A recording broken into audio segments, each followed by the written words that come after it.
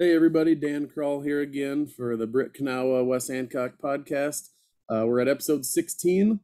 Episode 15 I recorded in Britt a week or so ago. Talked with Jim Trolson, the almost 98-year-old man from Britt. Scored a touchdown back in 1942 for the Britt football team. So I had a lot of fun talking to him. Still very sharp, kind of a staple of the town of Britt. Today though, if you can see on your screen, I have one of my former coaches, my former guidance counselor, a man I have a lot of respect for, Chuck Buseman. So thanks for coming on with me today, Chuck. Hey, thanks, Dan. Great to be here. Honored, humbled. I've seen almost all these episodes, and it's been really cool catching up with all the legends of Britt and Kanawha and West Hancock. Not sure exactly how I fit into all that, but kind of feel like an outsider a little bit because I'm not originally from any of those places, but I spent a decade there. So hopefully it'll work out, and super excited to be here. You bet, me too. Before we get to Coach Buseman, I just want to recognize my sponsors that are giving money to the Sanger Legacy Fund, helping us tell stories and reminisce. So like I've said the last few episodes, I'm going to have a few extra minutes on these podcasts of recognizing my sponsors, but that's kind of what this podcast is all about. I have Ewing Funeral Home and Monument Company, Jay Hiscox of State Farm Insurance, Deemer Realty, Britt Vet Clinic. So throughout tonight, I'll highlight those businesses. And then I have a couple bonus sponsors tonight. One, if you can see on my background, the Dave Finke Memorial Golf Tournament. Coach Buseman, Coach Fink were good friends, and I've been talking to Coach Fink's wife, Tiffany, and they wanted to sponsor this podcast tonight as well. So thanks for Tiffany for doing that. She also gave money for the record book project last year when I was putting those together. And I also got another sponsor for a couple episodes, and that's my alma mater, Central College in Pella, Iowa. Central College in Pella is more affordable than ever. Central provides every admitted student a $1,000 Journey Scholarship made possible by generous donors. Visit central.edu to discover even more scholarships and learn how seriously affordable a Central education can be. So go Dutch tonight. Let's look at fall sports here real quick for West Hancock. The cross-country team is led by Holly Lang this year. She's a good friend of mine. Their first meet's in Mason City on August 31st, and September 7th, they go to Belmont for a meet. Volleyball is led by Michelle DeHart, a former co-worker of yours. She was the coach when I was in school, and now she's back at it, I believe her second year. They open on the 26th with Lake Mills, and then they're at the Garner Tournament on the 28th. Football is led by Mark Sanger, of course. They open the season next Friday, the 27th at Garner, and then at Newman on September 3rd, Labor Day weekend. A relative of mine's the head coach at Newman, Rich McCardle, so I have to cheer for Newman when they're not playing West Hancock now. It kind of hurts me a little bit, but what do you do? So school's continuing fundraising for the new greenhouse, so contact the school, see how you can help with that project. Last week was the Alumni Banquet. I had the privilege of speaking at that. Had a great time, and I also got asked to serve on the alumni board, so my goal on that board is to get more people who haven't been to the banquet to get to the banquet in future years. So I'm excited to see where that leads. And just a reminder to everyone that the Sanger Legacy Fund, it was created to honor Coach Sanger and Mrs. Linda Sanger. We obviously know they taught and coached at Britt and Kanawha and West Hancock for 50 plus years. We're raising money for the communities and the school, and we're gonna have a Sanger Legacy Fund meeting on Monday night here, and we're gonna start talking about the new West Hancock Hall of Fame that's been put together and we're gonna work on. So pretty excited for that. So go to sangerstrong.com if you want to donate to that. Thanks as always to DeWaard for making that website easy way to give. We're a couple days away from raffling off the cornhole boards that were made for Coach Sanger. At Hobo Golf, I had the Kopachik family sit there at the golf tournament and sell tickets. We raised about $1,300 now for the Legacy Fund through those cornhole boards. So, all right, real quick here before we get to Coach, I'm going to do my 5 and 10 episodes ago segment, just to recap prior episodes, get more views, to let those sponsors get more advertising, and then just people missed an episode, let them know about that. So 5 episodes ago, on episode 11, I talked with Stacy and Seth Gopel, former athletes and current football coaches at West Hancock. You know those two pretty well. They're both great assets to our communities. 10 episodes ago, I chatted with Mark and Jim Timmerman. Mark's a former athlete at Britt, current principal here in Indianola, where I live. And Jim was a longtime teacher, coach, and athletic director. We had a good time with those guys. I don't know how many months ago that was now, but I'll have links for those episodes posted on this one tonight. All right, Coach, thanks for being patient. I'm going to call you Coach tonight because that's just what I've always called you. So I have a hard time calling you by your first name after you've been my coach. So, so we're just going to kind of start with your background. You said you're not a West Hancock guy in terms of being an alumni. So tell us where you grew up, kind of your upbringing and all that good stuff. Yeah, so if we go all the way back, I was born and raised on a dairy farm outside of Bristow, Iowa. Not too far from Britt, a couple counties away. I was actually an Allison Bristow Trojan. Those don't exist anymore. That's a now defunct school. That's part of the North Butler school district. But yeah, raised on a dairy farm. We milked dairy goats, Jersey cows. My dad owned an upholstery shop. So there was a lot of things going on the farm, I guess. Chores in the barn and helping with the milking. I remember pulling thousands of staples out of old couches and chairs and things like that, making buttons to put back on the new ones. So it was pretty diverse for sure, but we lived a mile west of Bristow. And if anybody knows rural Butler County, it's about 8 miles from Allison where the school was at and where most of the activities were.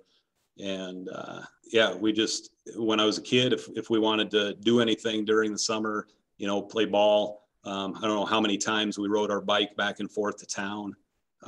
8 miles, just about every day, probably for Little League baseball practice and whatnot. So, we just did a lot of things, little small town things. My brother and I played a ton of wiffle ball in the backyard, fished in the local streams, things like that. We didn't really have youth sports in rural Butler County. Baseball was about the only thing. So we didn't have like youth league football or basketball or anything like that. So, but very fond memories of growing up. And then when I was 12 years old, I suppose, my dad got a job managing a big dairy goat operation out in southern Maryland.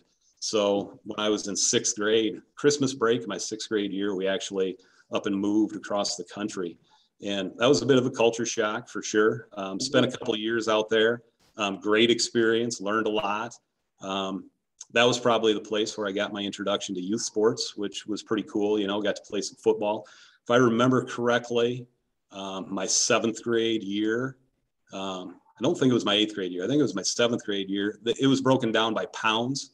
So I was on the 103-pound team. I was a 103-pound right guard on the football team. So that was kind of cool. Played basketball.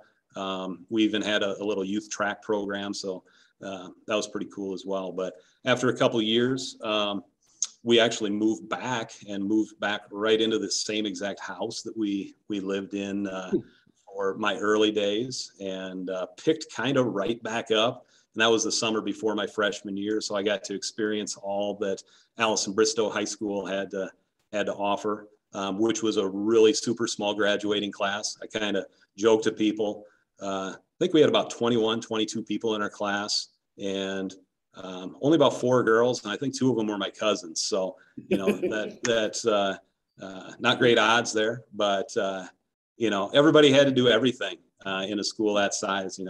I played 4 sports. I was in the band. I was in the chorus. I was in all the musicals and, things like that. So that's just your typical small town upbringing, I think. But yeah, when I graduated high school, I think I weighed about 145 pounds, so it's kind of a string bean at the time. But, that was before weightlifting was really a big thing. So looking back and with all the training and techniques that there are nowadays, I just look back at that and think, oh, things might have been a little bit different. But, I participated in just about everything that the school had to offer. Football, not a whole lot of success through my high school days. I remember my freshman year and sophomore year, teams were pretty decent, but we really struggled to get numbers. I think there were times my senior year where we would go through practices with like 18, 19 guys. We'd have managers holding bags and dummies out there, simulating defensive ends or whatever they might have been. So challenges of a small school. And that was before 8-man, you know. I often wonder if 8-man had been in play, we may have, you know, went that route. But basketball, always had a ton of fun playing basketball. Even though being 6'2" and 145, I was the tallest guy on the team. So I got to play center, which was a bit of a challenge, but we always had a ton of fun doing that. And, you know, track and baseball were probably my two passions, I guess. Track, not so much until a little bit later on. I remember, like, when I was a sophomore, the thing that I remember most about my sophomore year is that I had one event at the district meet, open 400, and I false started. So, you know, you've mentioned on here several times that often we remember the things that are not so good. And that certainly was one of them. But junior year, started the season off really strong. You know, had made quite a few strides, and I was a sprinter and a long jumper. And one day in practice, I was long jumping and came down wrong on the knee and blew my knee out, and ended up just about ending my surgery. Well, I say blew my knee out, tore my meniscus in it, you know, and back in the late 80s, that was considered like long-term. Nowadays, shoot, a kid hurts their meniscus, they're probably back within, you know, 2 or 3 weeks doing some significant stuff on there. But that took me out for just about the whole season, which was kind of hard to deal with, but it was a good life lesson, you know, and you plow through and you move on, and did that, and was able to, you know, put together a pretty good senior season. Ended up qualifying for state in the 4x1 with a group of guys, and long jumped, ended up 4th in the state in the long jump. So did some pretty decent things, you know, there towards the end. And track wasn't a big priority sport at AB at all, but I would say it was probably that state experience that, you know, gave me a little bit of my passion for track going forward. So thankful for that, for sure. What do you remember what your jump was to get you 4th? Oh boy, trying to remember. 20 feet, 6 1/4, 6 1/2, something like that. I remember it being, my PR was 21.6. And I remember that because it was a 1/2 inch off of our school record, which is a big deal at that time. But the day of the state meet, we woke up and it was pouring rain, and we went to the stadium. And this was back in the day where that was the first time I'd ever been to Drake Stadium, and it was before the renovation, so it was all down in the bowl yet, you know, so there was water standing all over the place, and everybody had to deal with it. But I remember my very first run through, I was back there, and I was all hyped up and cranked it up and sprinted through and sprinted all the way through the sand and got to the other end of the sand, and boom, right down in the water puddle. 1 step, 2 step, both my shoes are just, you know, waterlogged. So that was an experience for sure. Really good experience. Baseball is probably my best sport. And we had a ton of success in baseball as well. Not so much my junior and senior year, but when I was younger, I got to play with my brother, Nate. He was 2 years older than I was. And his senior year, when I was a sophomore, we had a really, really good team. Ended up getting beat out by Bancroft St. John's. That's up in your Buffalo Center area, you know, up in the woods. But boy, what's that? I said we were by their baseball field this summer. Whenever we go to my parents, we go to the swimming pool right there in the fields there. So that's a neat. Yep, neat they had some pretty stellar teams. They had some pretty stellar teams back in the day, and so that was a pretty cool experience too. But you know, after high school, went on to UNI. Probably chose UNI because I wanted to stay close to my future wife. You know, you make choices and priorities that way. Went to UNI, thought I was going to be an athletic trainer, but science pretty much kicked my butt. Biology and chemistry, not real strong in those areas, and they weed you out pretty quick, that's for sure. So ended up being a social studies teaching major, and as luck would have it, started my coaching program as well, and had to go through some practicums. And I just remember going and seeing Donna Ruscia one day. Those that know a little bit of the history of Iowa high school football, Donna Ruscia is a been around the game forever. And at that time he was working at UNI, and he was putting together practicums for college kids. And I went into his office just looking for like an experience. I needed like a week or two to get in and do something. And I liked track and was kind of excited about it, and sat down in his office and explained to him what I needed. And he looked up at me and he said, do you want a practicum or do you want a full-time job? Because the ad for an assistant track coach at Northern University High, NU High, which that doesn't exist anymore either.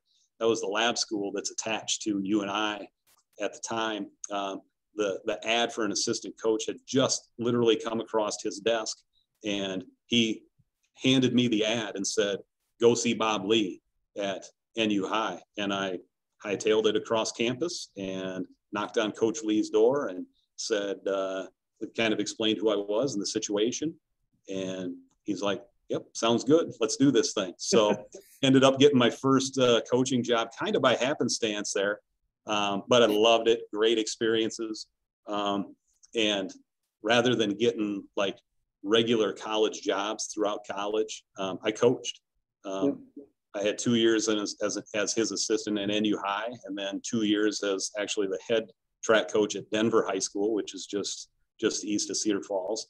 So imagine that. I'm like 20 and 21 years old, and I've got 17 and 18-year-old guys that are under my tutelage, and a great experience. But looking back, it's like, man, I was barely older than they were at the time. Yeah, but never know. They could have looked at you and said, nope, not listening to this guy. Right. Yeah, exactly. So that ended up pretty well. Had some real good squads down there. Coached a summer of baseball at Parkersburg before it was Applington and Parkersburg. Got to work with Ed Thomas, so that was pretty cool. Coached a couple summers of softball at Janesville, and then was also assistant boys basketball coach at Janesville.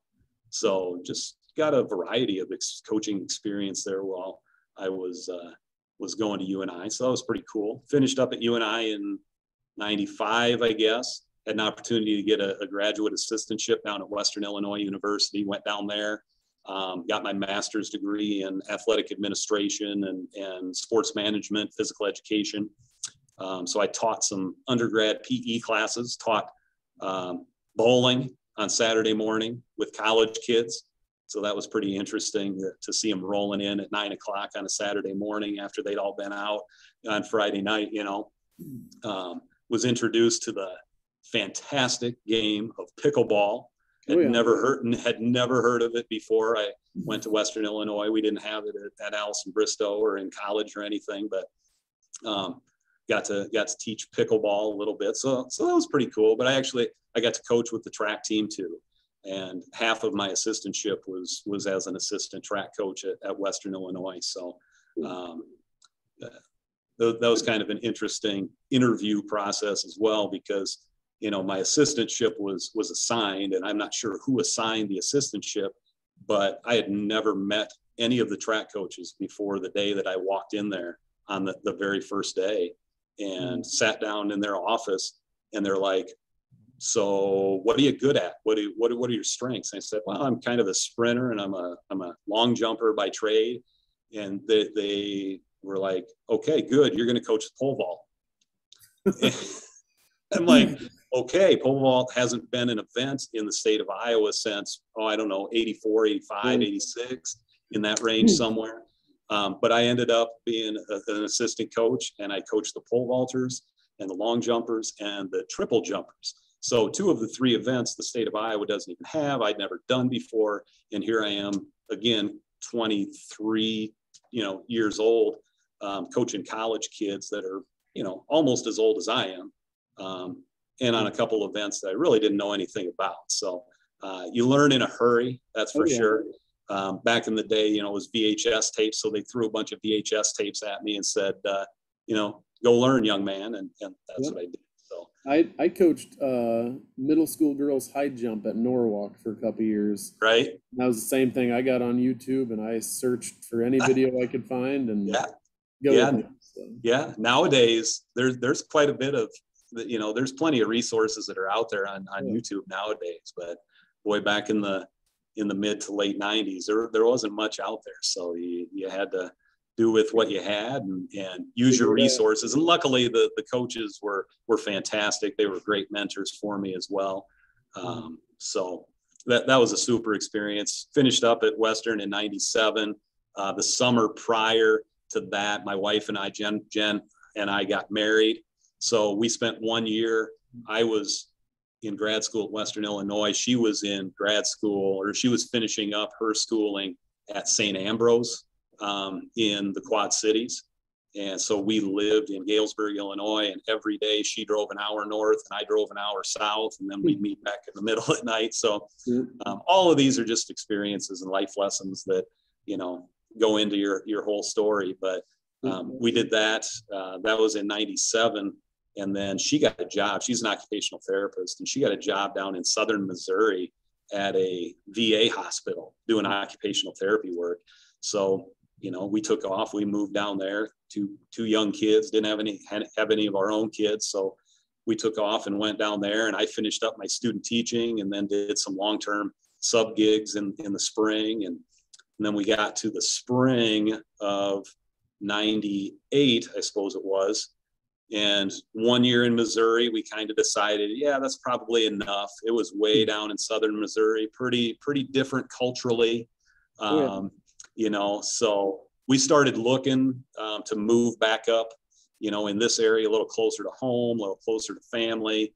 And kind of an interesting story. I remember this had to have been late April, early May, probably the first week in May. I actually came up and interviewed in Britt on a Wednesday, and then we hightailed it back down to Missouri, which was about an 8-hour drive.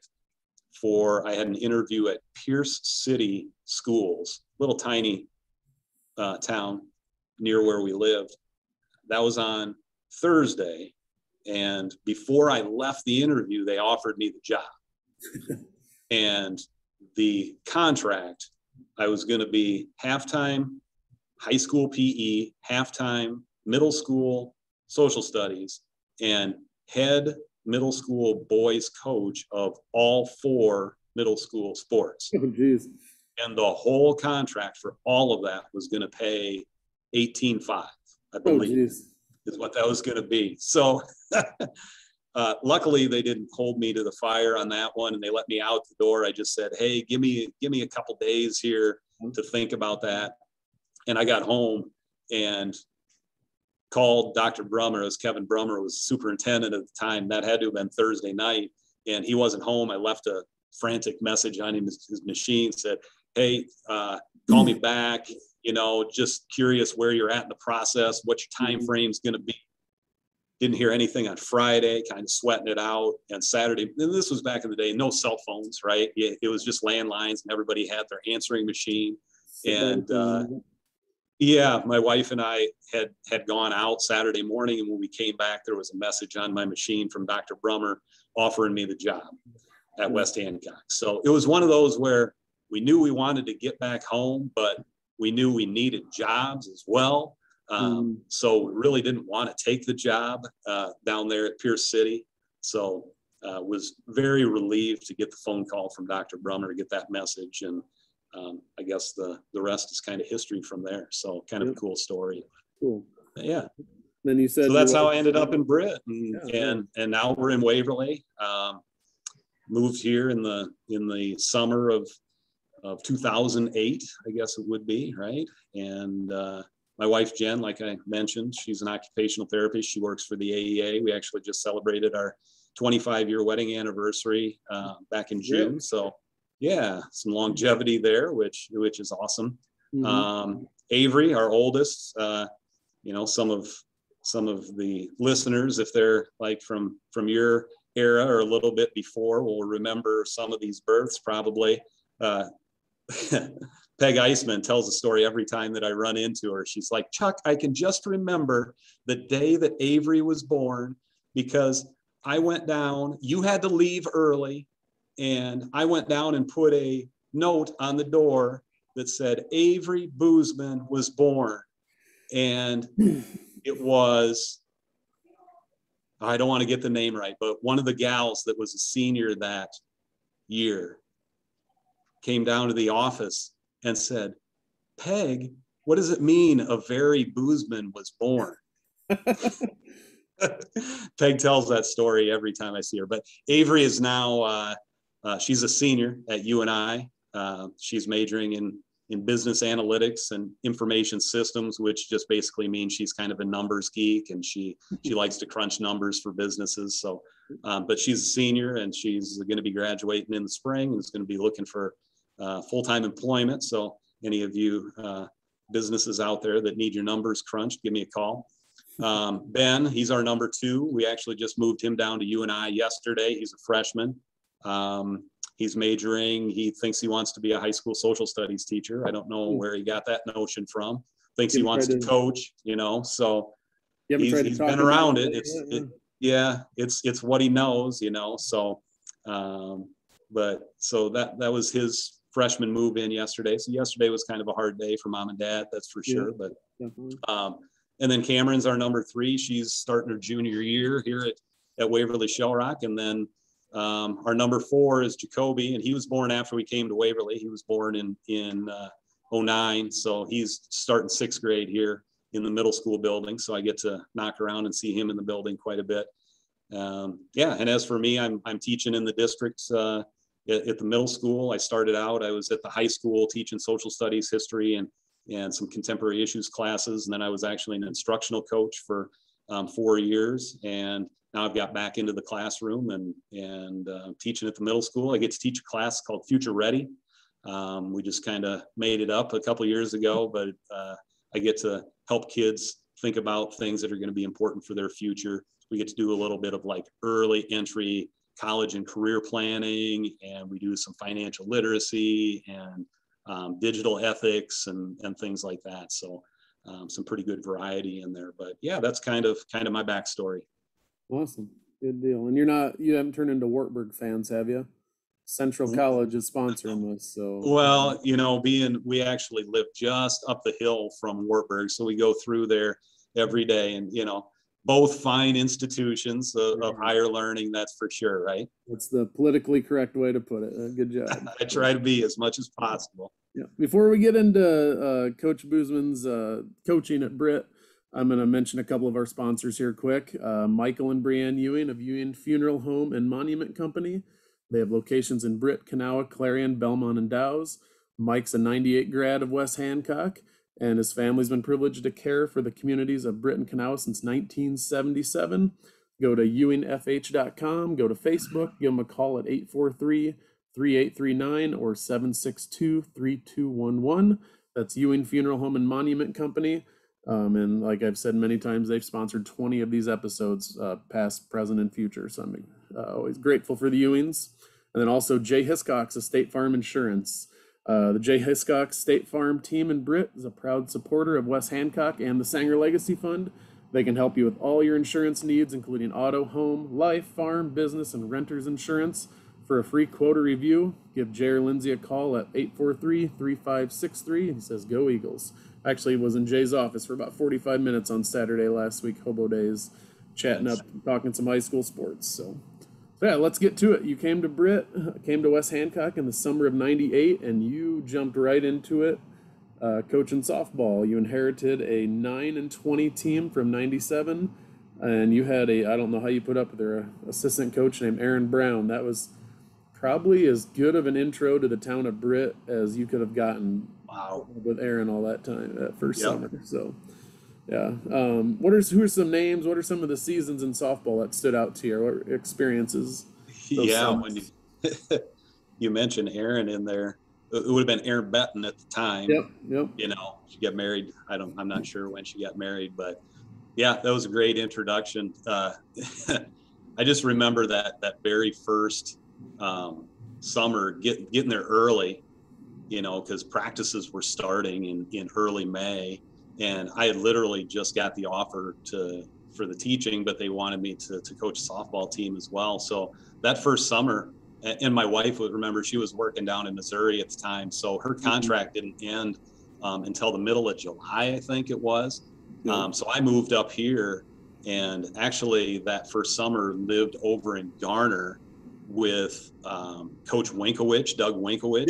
Yeah, he was West Delaware now. Coach at Garner. He was an Allison Bristow grad too. He and I played football together at AB. He was a year older than me, but he let me crash on his couch for basically the whole summer.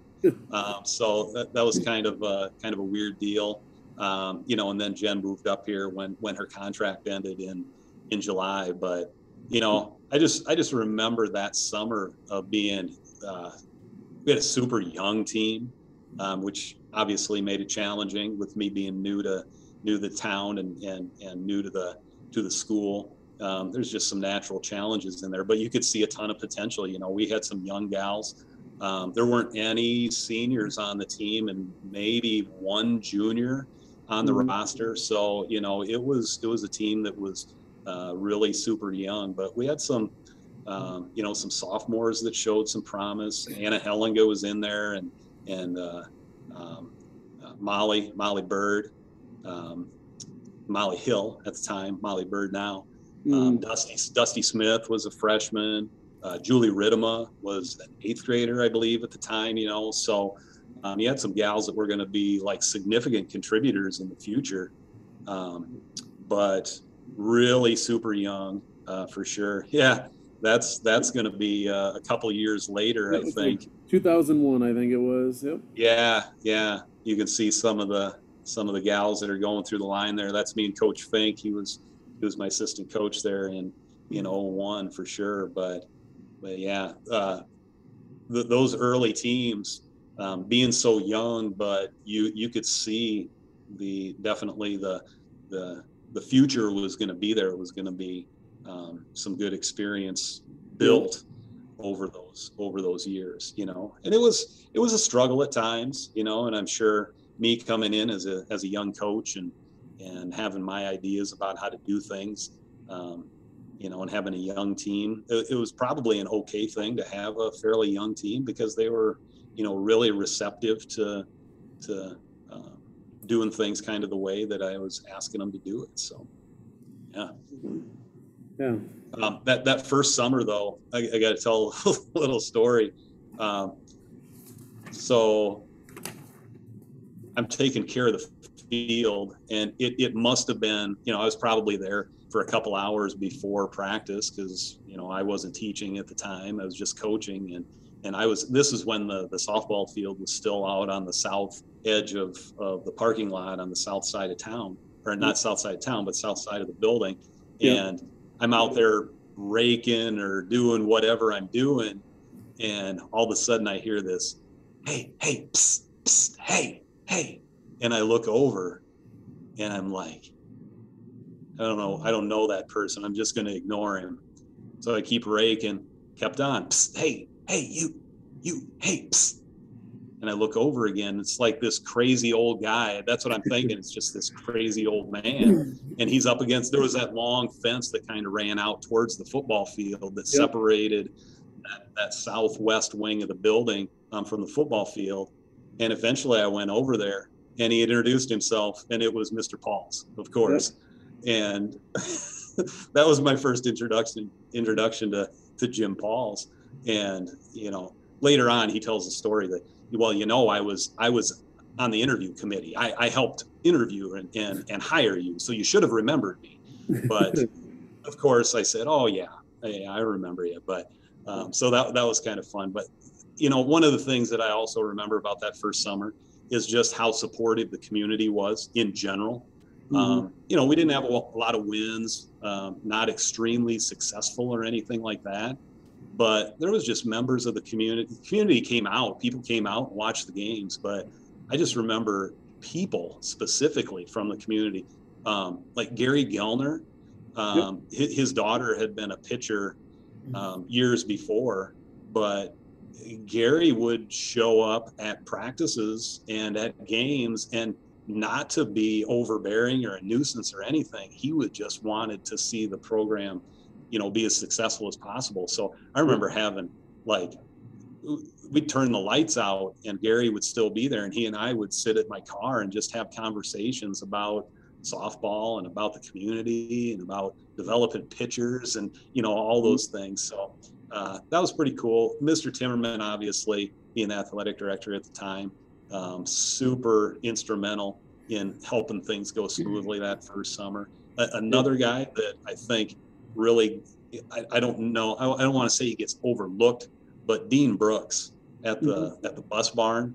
Again, no cell phones, no nothing. I'm living in Garner. I've got a weird phone number, but we never had any issues with the buses. And, I didn't have any idea what I was doing in terms of, scheduling buses and requesting buses and making sure that we were where we needed to be. But he, helped out a young coach and made sure that I was taken care of. So that was pretty cool. I already mentioned Coach Betton.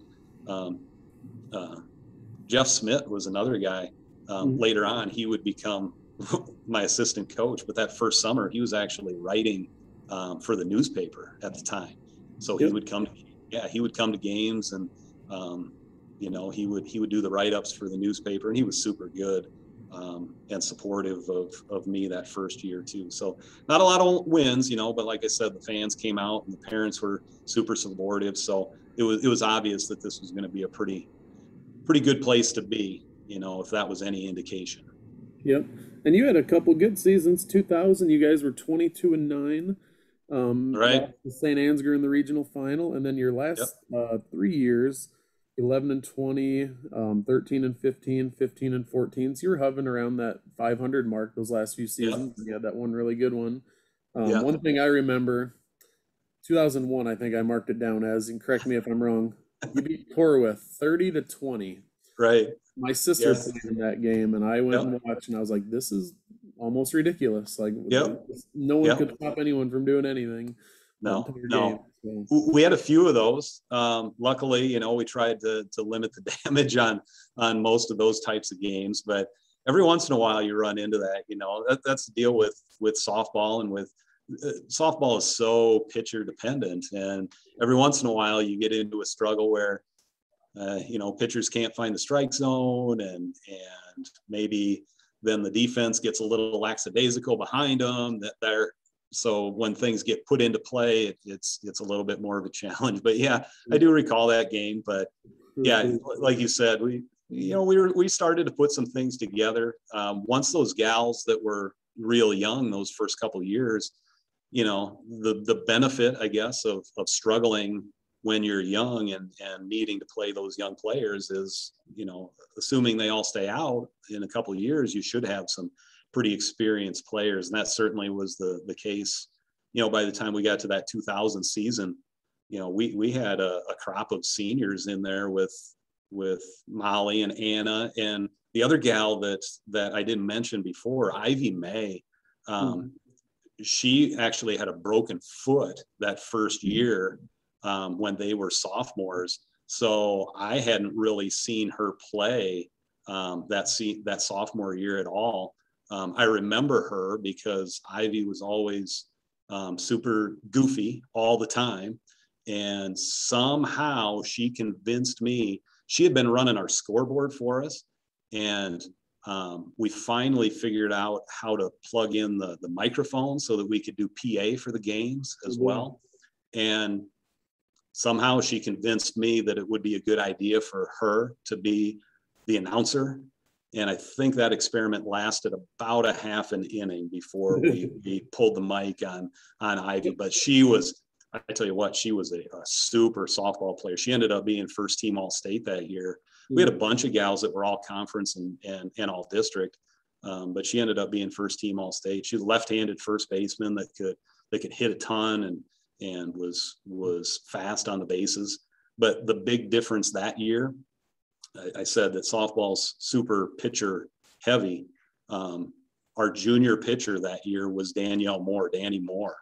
And I looked at some of her statistics, and I hadn't remembered that it was this dramatic, but she had been a 3-year starter up to that point.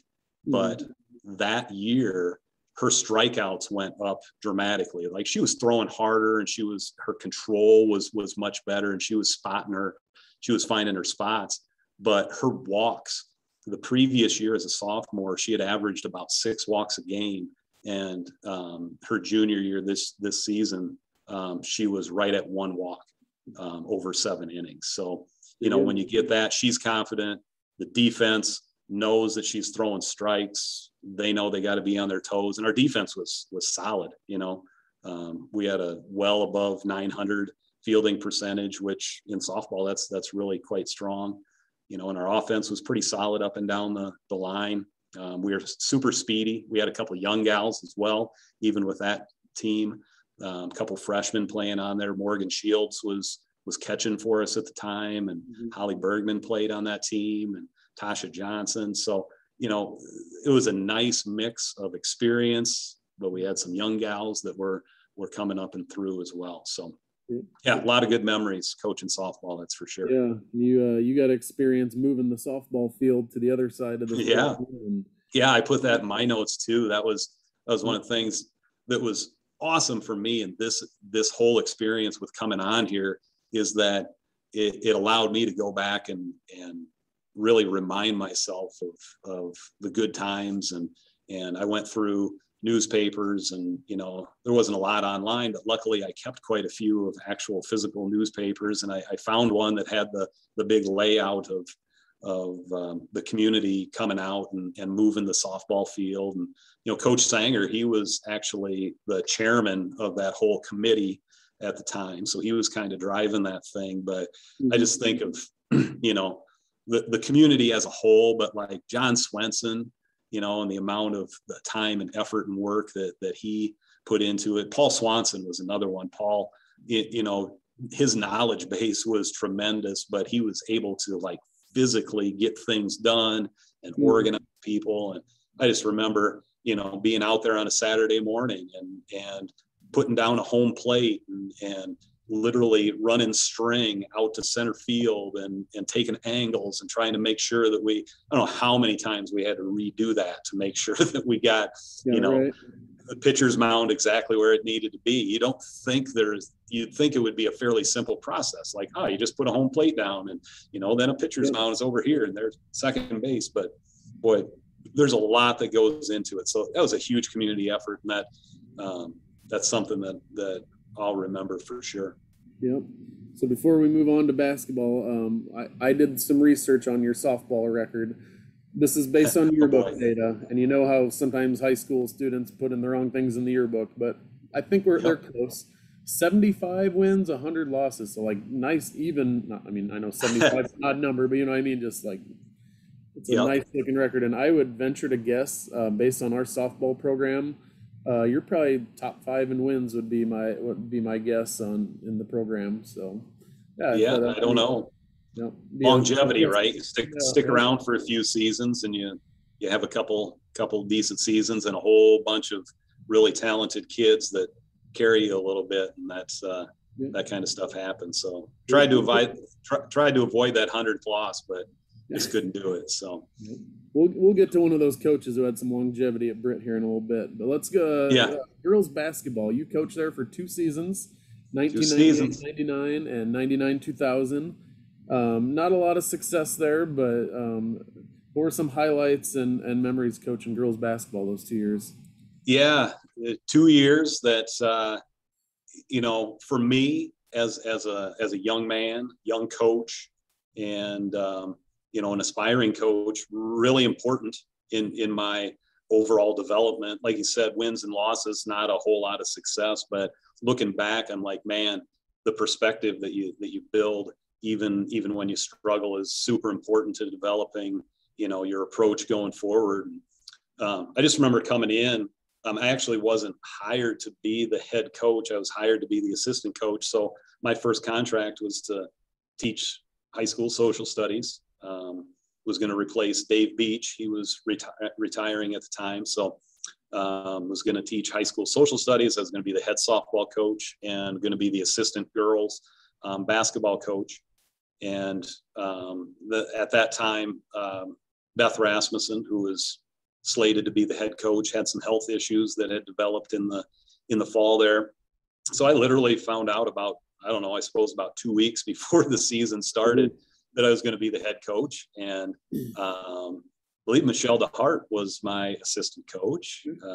As you were going through the coaches for this fall, I said, yep, Michelle was an assistant coach for me back in the day.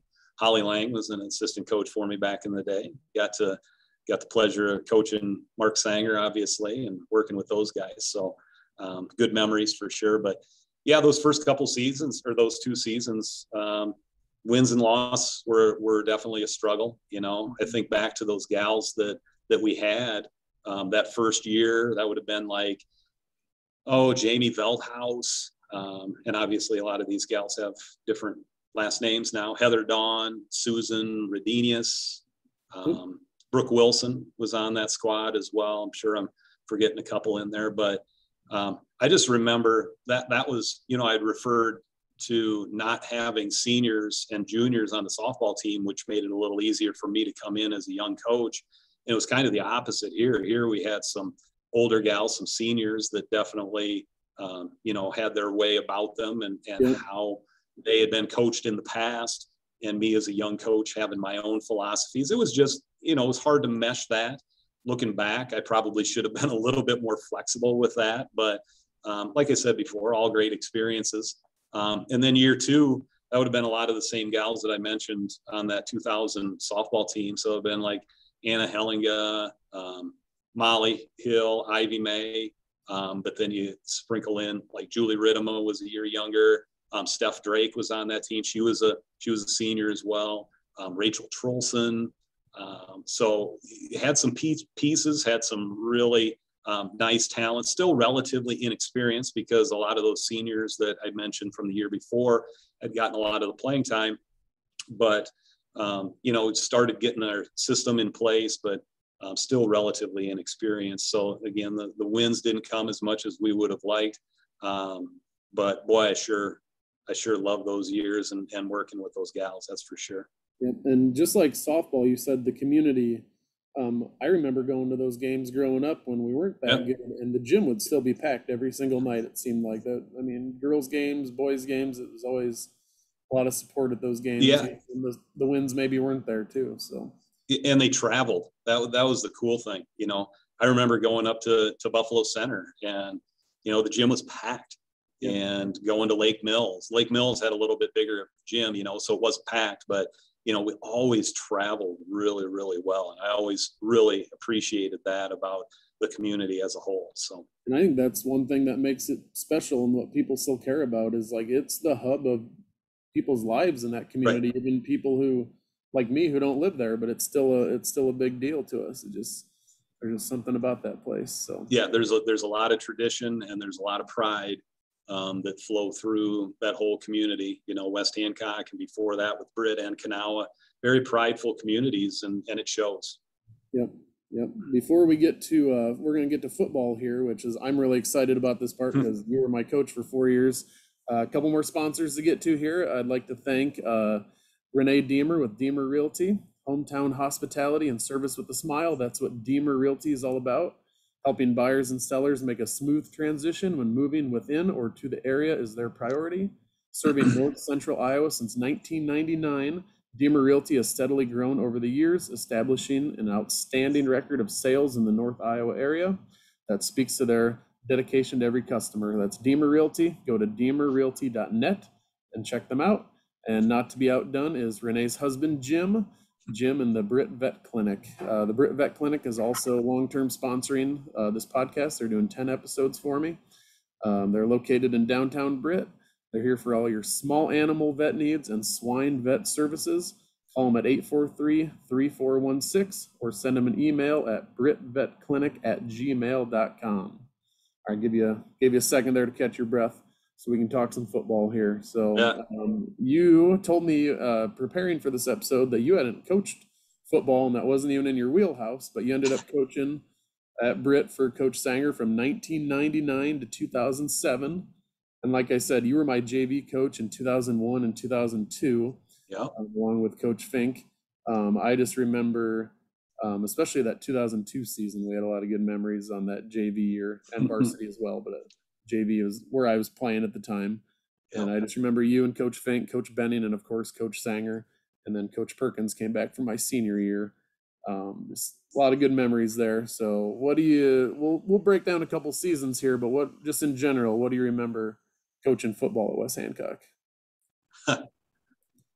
Oh man, you know, stuff that's not even specific to a season. I just, reflecting on it, it's like I didn't know it at the time. You had no idea, but you're coaching with legends, right? Like when I broke in '99, I had no idea. You know, I had heard stories about Coach Sanger. He's been around for a long time, and he's been pretty successful. And you hear the general theme, you just don't have any idea. So just the opportunity to coach with him, and then with Coach Perkins later on. Well, how special is that? You know, how many people can say that? So super special, just the opportunity to, you know, basically sit back and learn and be a sponge. Like you said, I didn't have any background in football whatsoever, had never even considered coaching football. I played football in high school, but you know, I'd coached basketball and I'd coached track and I'd coached baseball and softball, but football is one thing that I just had never even considered.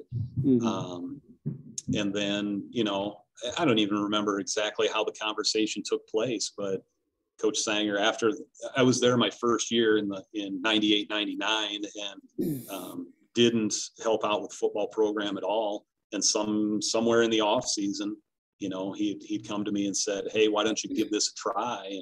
And what an opportunity for me, you know, to be able to learn from all of those guys. And like I said, just kind of be a sponge. And the X's and the O's, yeah, but way more about working with young people and developing young student athletes. And for myself, just being a gentleman and being a husband, and you know, over the years being a father. All of those lessons that I just appreciate so much from being around, you know, Coach Sanger and Coach Perkins, and then the opportunity to be with Fink and Benning for a number of years as well, and then later on with Coach Francis and Hagan and Gopal and Schragi and you know, all of those guys as well. Just some of my best friendships in life were born during those years, and I'm just super thankful for all that. It's a really special place, special time, and obviously a ton of special people as well. Yep. So I'm gonna just kind of go through season by season here, the season and the record and the playoffs and all that. Sure. And then we'll pick a couple seasons and chat about them, and you can pick out some of the players that you remember. Just one for the sake of time, and two, I mean, we could spend hours alone on this topic. So 99, you guys were 7-3, lost in the first round to Iowa Falls, 18-15, I believe. 2000, we were 9-2, lost in the quarterfinals to Emmitsburg. I won't mention the score of that game. That's still a tough one to swallow. 2001, 7-2, we missed the playoffs that year. 2002, we were 9-2, lost in the quarters in the Dome to Dike New Hartford. Let's bring it back to here, and if you want to go back to prior seasons, feel free. But 2002, I still firmly believe we should have been in the state championship game that year. We lost to Dike New Hartford on a weird fluke, crazy pass play, and a couple other things, a fumble, and yeah, that was a hard one to take. I was a sophomore that year. But then we lost to South Hamilton by 1 in overtime. It was nothing, 0-0 at end of regulation. And the one story I want you to tell is the North Iowa game, the one that I'm still kind of bitter with Justin Johnson about. Remember what that was about? Oh, yeah. It was week 9, week 9. So we're well into the cold season in North Iowa. And, at that point in time, obviously we were very, very good. And North Iowa was really struggling at the time. And we went up there and, our guys get off the bus, and some of them had, undershirts on. I'm sure some of them had bare bellies and bare arms and all that, but it was cold. I'm telling you, it was cold and it was windy. And up there was not a place for the teams to go at halftime. So oftentimes you would just go, to the end zone, take a knee. Coaches would talk about it, but we got back on the bus at that point in time just to get out of the wind, get out of the cold just a little bit. And I believe we were up 48-0 at halftime. And this was back in the day, there wasn't a running clock. There was a 50-point rule, so it was one of those deals. We get on the bus, we're like, all right, it's 48-0. You put up one more score, we get to go home early. I just remember Coach Sanger coming on the bus and telling us, a few things, getting everybody riled up for the second half. But then he asked the older guys, he said, hey, what do you guys want to do here? Do you want to go out and do you want to, send the starting unit out there and just end this thing, score right away and end this thing? Or do we want to, let our younger guys that have been standing on the sideline getting cold all night, do we want to let them play here just a little bit?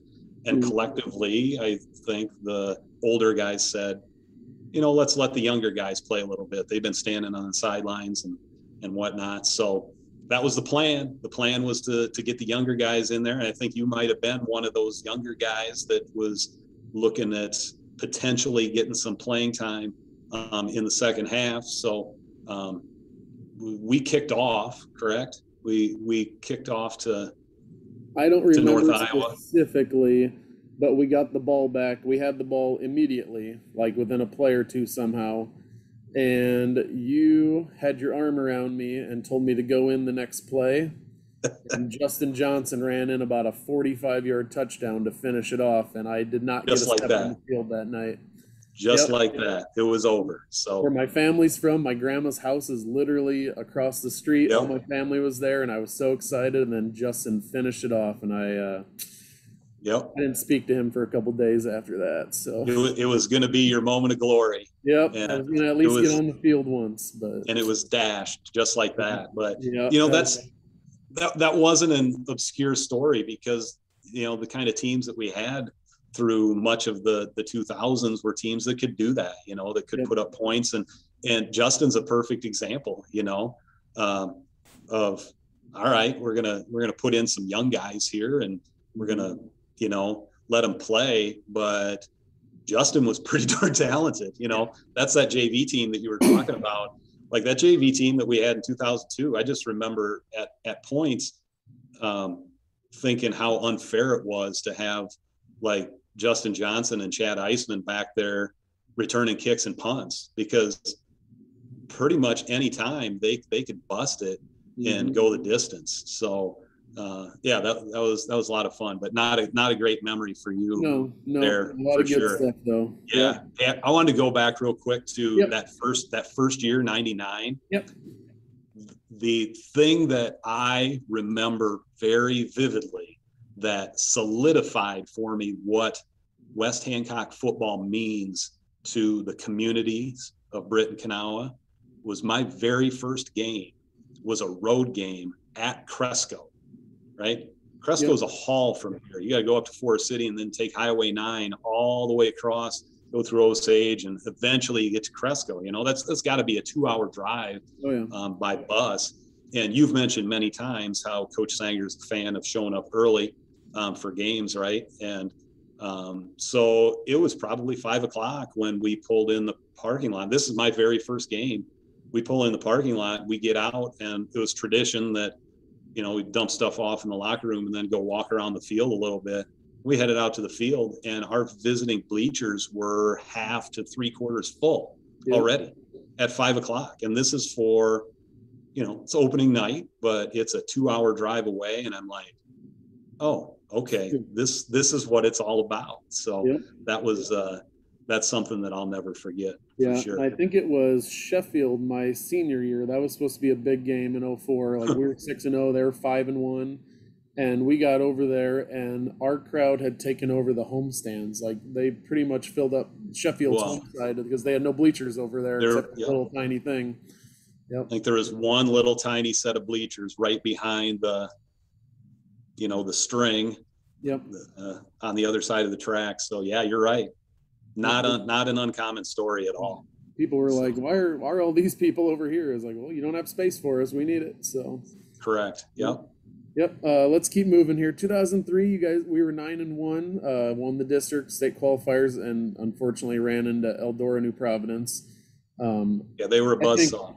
I think we got as far as we got that year. We won a lot of close games, a lot of comeback games. That was Correct. nerve-wracking. That was a cardiac kid kind of year. There was a lot of close games, a lot of fun games, looking back, man, hugely competitive games. But you're right. We got about as much as we could out of that team, I think. And Eldora New Providence they were pretty salty that year. That's for sure. One thing we put in our notes, Coach Jaden for Eldora exchanging film a couple times. I heard some stories about that experience. What do you remember? Oh man. So Eldora obviously is, a couple counties to the south and to the east. So back in the day, it wasn't all digital. So you physically had to drive and exchange films. And we would wait up until midnight after that week 9 game, and you'd get your matchups, and all the coaches, we kind of had things figured out who you were probably going to get matched up with. And every year, Coach Sanger, he'd have the van, the school van, ready to go. And we would pile in the van, as many coaches that wanted to go. And we would just take off. And we would always have like a central locating point where we would meet the other coach. And the centralized meeting place for meeting Coach Jaden at Eldora New Providence was at Dudley's Corner. I don't know if you're familiar with Dudley's Corner. It's just outside of Hampton, right on Interstate 35. So if you take the Hampton exit off of Interstate 35, it's the truck stop that's right there off the interstate. So that was always the place that we would meet. And so we take off, and Coach Sanger's got, Coach Jaden's home phone number, but the assumption is Coach Jaden has left home. There's no cell phones. So we just take off and we head for Dudley's Corner. Well, it's a pretty good sized parking lot. And we pull into the parking lot and orient ourselves pointing back to the south so that we can see the exit ramp, and we know what vehicle he's supposed to be driving, a truck of some sort, we're just going to keep an eye out for him. And so we pull in and we're parked there, and we're just talking about all kinds of things. And, 15 minutes passes, 30 minutes passes, and we would have expected Coach Jaden to be there by then. And eventually Coach Sanger goes inside into Dudley's, gets the phone and calls the only phone number that he had, which was Coach Jaden's home phone number, and gets his wife out of bed. And it's like 1:15 in the morning. Mm-hmm. And she's like, I don't know. He's not here. He left, he left an hour ago. He should be there by now. Like, well, we've been here. We don't see him. We've been looking for his truck. And she's like, oh, his truck wouldn't start. He's driving his Buick. And he had a black Buick of some sort. We started looking around the parking lot. The Buick is parked right next to our van. Coach Jaden is kicked back in his seat, completely horizontal, sleeping. Mm-hmm. He'd been there the whole time. We just didn't know it. So that was pretty comical, that's for sure. The other kind of funny story on that same trip, before we left Dudley's, Coach Sanger went in. Coach Sanger was a huge chip guy. He loved chips, right? Mm-hmm. And he went in and got himself a bag of chips and a Mountain Dew. And he came back in, and he was sitting in the back seat of the van. And I think I was back there with him. And but Coach Fink was and this would have been, I think, the first time that we played Eldora. So that would have been 02. Yep. Yeah, in 02.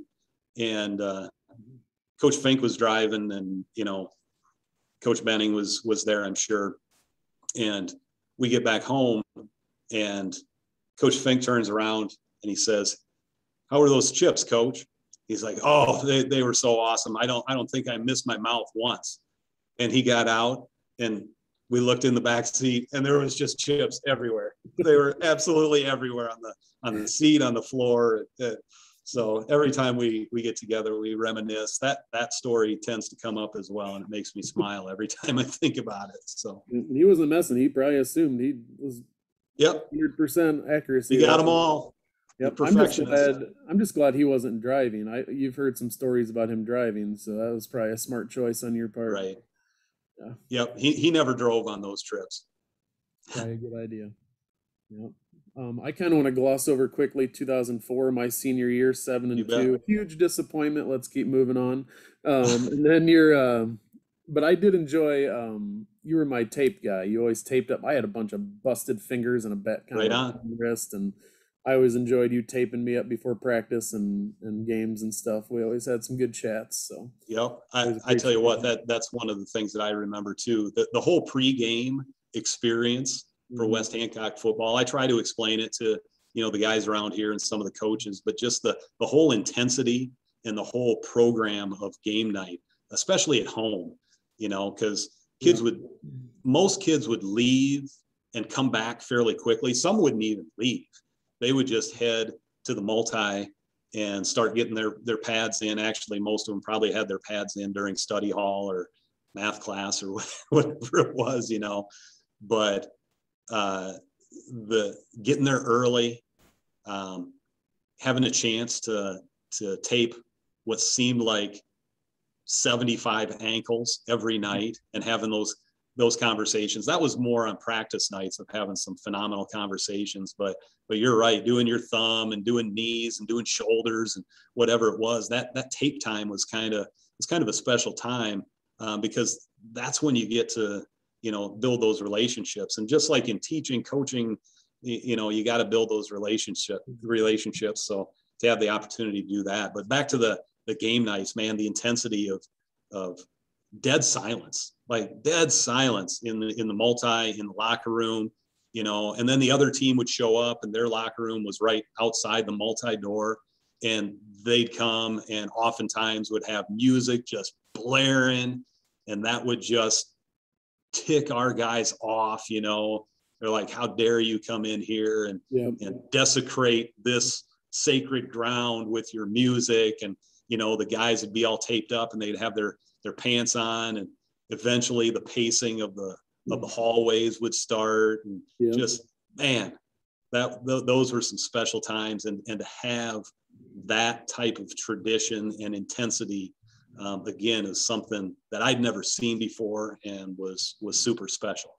And that's why I wanted to gloss over my senior year, because it still to this day bugs me that we didn't put a trophy in that case for Coach Sanger that year.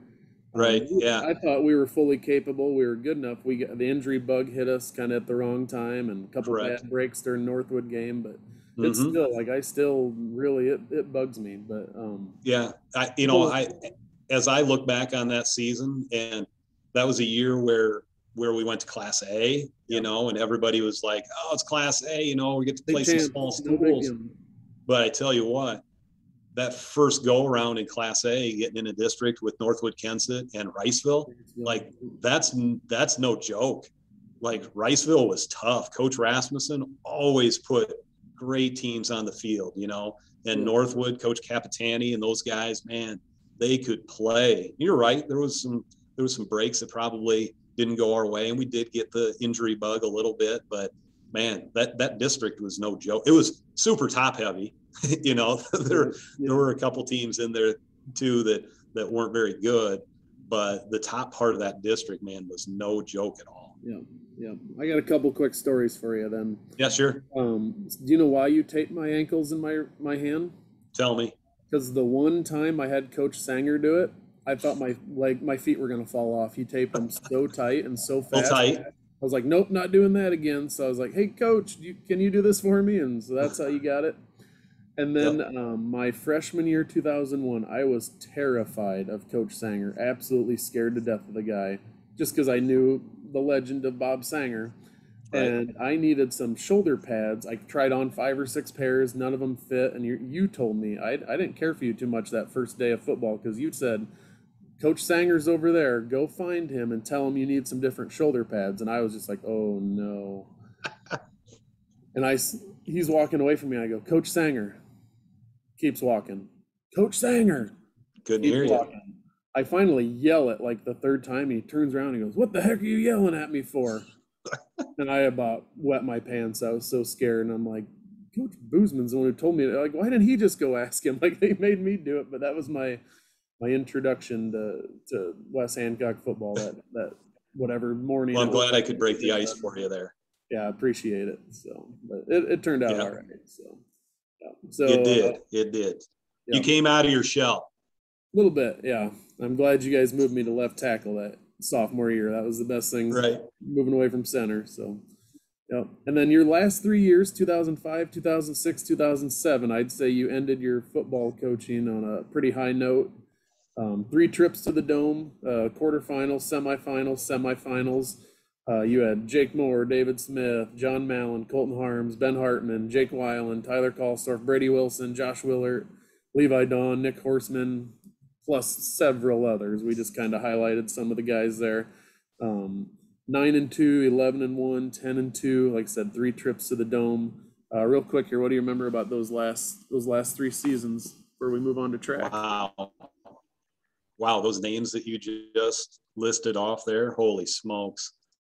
What a bunch of studs, huh? Mm-hmm. But, and like you said, you had all kinds of talented individuals on those teams, but those 3 were like the epitome of teams. Like they worked so well together and they meshed.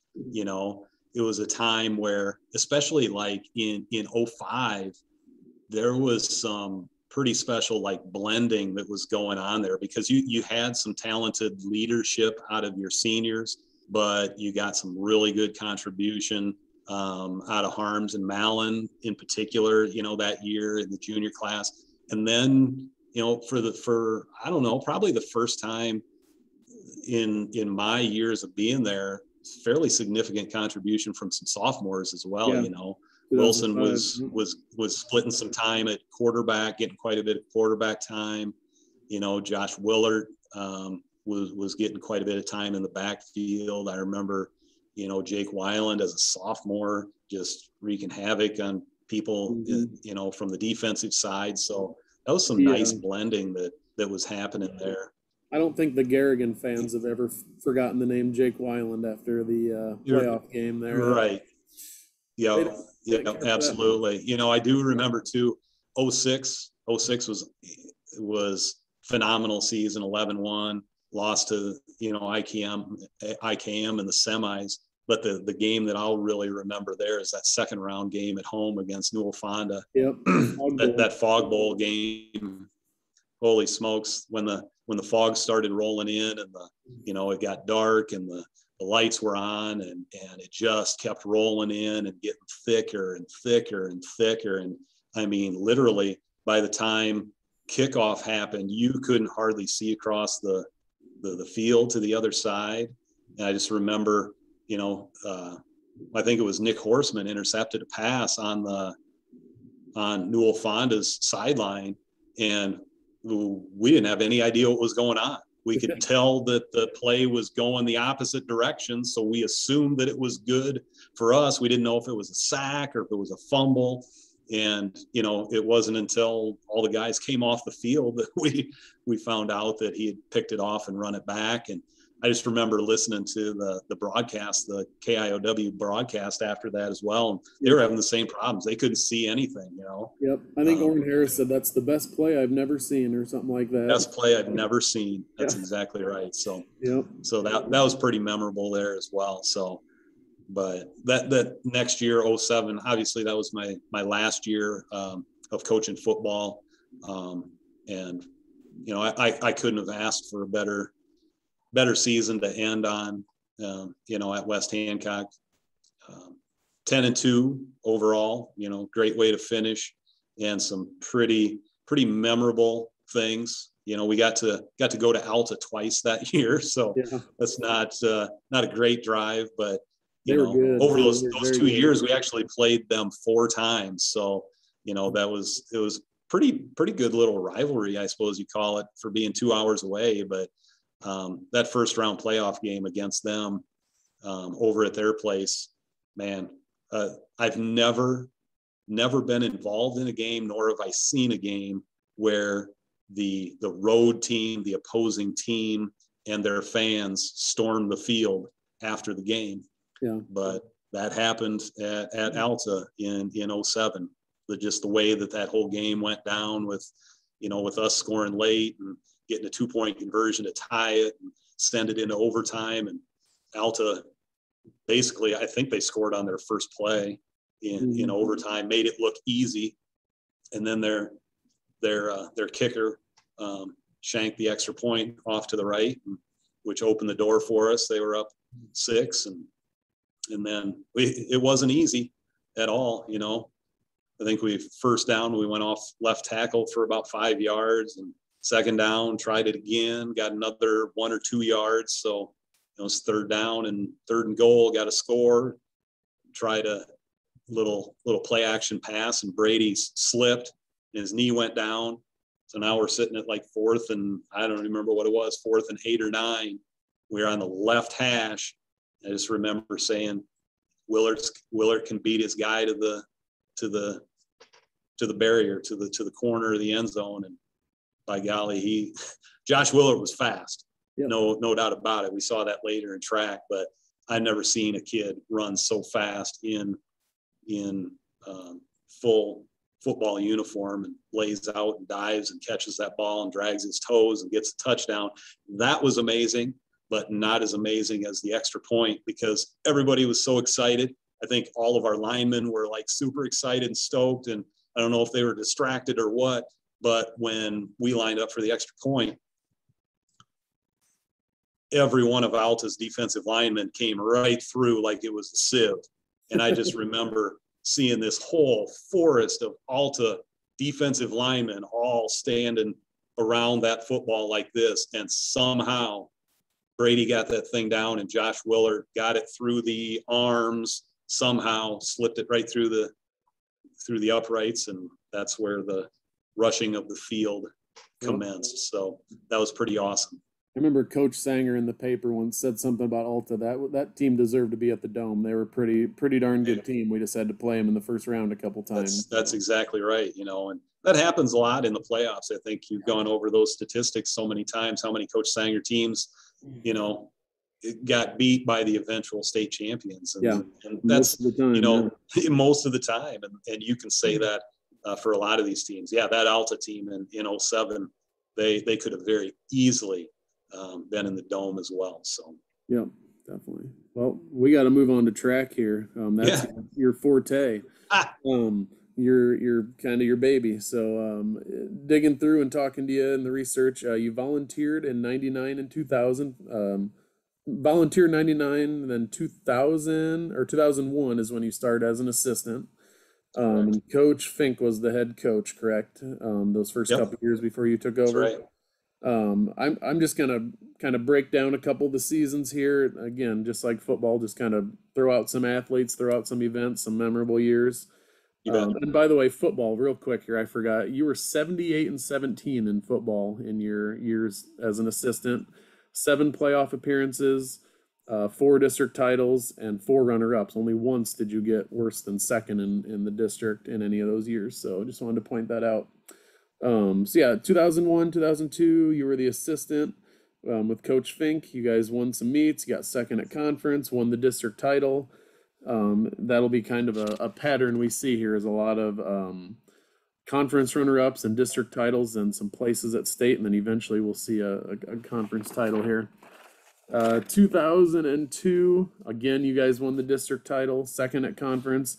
2002, you guys were 6th at state with 24 team points. Placed in 5 different events. It was our best finish in girls track since the 96 state championship team. I noticed in my research. You had Allison Siegrist on that team, and then some older girls as well. What do you remember about those first couple seasons?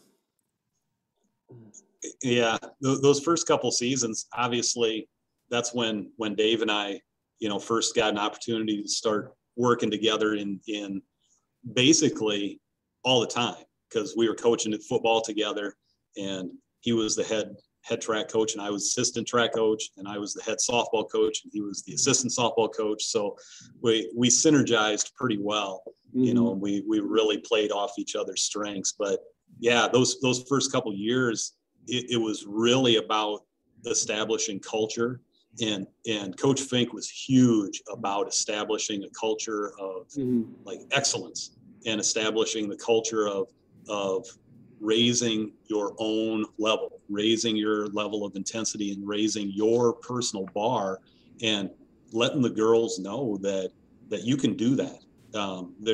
You want to work hard. It's okay to work hard, and it's okay to fail and to struggle. And I think that was probably the big takeaway in those first couple of years was, hey, we got to establish this culture of excellence. I don't want to, I want it to sound like there wasn't a coach or a culture of excellence established already. Dick and Beth Evans before us had built a phenomenal program and left it in a really good spot when we took over. But yeah, we had some really nice pieces coming back, and in '02 especially, you mentioned Allison Siegrist. She was a freshman that year. She had a couple runner-up finishes. Steph Angel now, that was her second year in a row of being runner-up in the 400-meter hurdles. So you had some like individual, like high-quality athletes, which many of the teams had, but we really started to see, putting those pieces together into a program that was going to be successful for kind of the long haul, and that was kind of what we were trying to build. Yep. And you noted Heather Gost in there too as kind of one of your leaders on that. Oh, absolutely. I think back to '01. Those first seniors that we had like Allison Halick and Kristen Harley, Dusty Smith. Some of those gals that have been around for quite some time and been super successful, and they did a nice job of laying that groundwork. And then that second year, Heather Gost, man, she was a hammer. And more than just being super talented, she was a great leader as well, and you absolutely have to have that. And I think her and like Mindy Lacasse and Hannah Whitty and Kathleen Peastick, and, you've got gals that are successful in what they're doing, but they have the ability to lead the young gals and show them how it's done. Yep. And that's how you build a program. That's how you build a culture of success as well. So you can't like thank those early athletes enough for establishing that, for sure. Yep. Kind of a funny story too. Before that '02 season, which would have been Allison Siegrist's freshman year, Dave and I were at the Iowa Association of Track Coaches like clinic in December. And, we're just down there. We're trying to get smarter. We're trying to listen to all these coaches and learn a few things. And there was a gentleman from USATF that was there, United States Track and Field. And there's all these local organizations and state organizations. And he was up promoting USATF and trying to get people to get involved. And he was just giving examples of, here are some kids that have come up through the USATF and they're high school kids now. And he listed off Allison Siegrist from Britt, Iowa. And Dave and I looked at each other and were like, who is Allison Siegrist? We'd never heard of her before. Well, she had been homeschooled and she wasn't part of the program, but she was in all these, USATF and AAU and had done phenomenal things.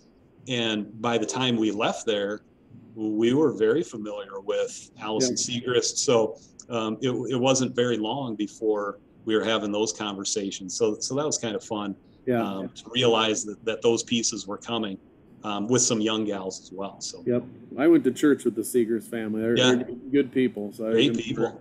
Watching her do so well. So let's go to 2003. This kind of your banner year, one of them. You guys were third at conference, won the district title, and you got fourth at state.